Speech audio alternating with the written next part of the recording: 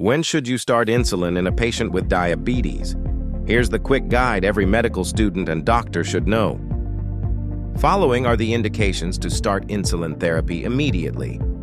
Type 1 diabetes mellitus, HbA1c greater than equal to 10%, blood glucose greater than equal to 300 mg per deciliter. Symptomatic hyperglycemia, for example, weight loss, excessive thirst, frequent urination, DKA or ketosis, pregnancy, severe infection, surgery, or hospitalization. Oral medications fail to control blood sugar. Whenever we initiate insulin therapy in a patient, we usually prefer the basal bolus regimen. The calculation of insulin dose should be discussed step by step. What is basal insulin?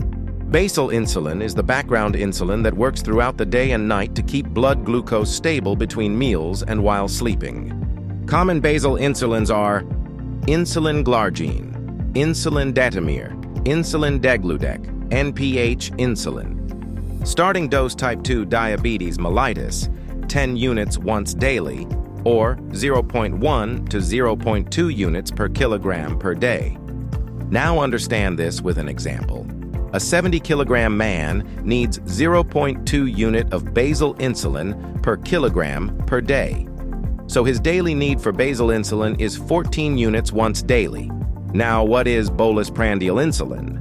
Bolus insulin is rapid-acting insulin given before meals to control the rise in blood glucose after eating. Common bolus insulins are insulin lispro, insulin aspart, insulin glulicine, regular insulin. Now finally, we will discuss basal bolus insulin regimen. Calculation. First of all, we should know the total daily insulin dosage, which is 0.3 to 0.5 units per kilogram per day. The 50% of it we will give basal insulin, and 50% of it we will give bolus insulin, which is given in divided doses before breakfast, lunch, and dinner.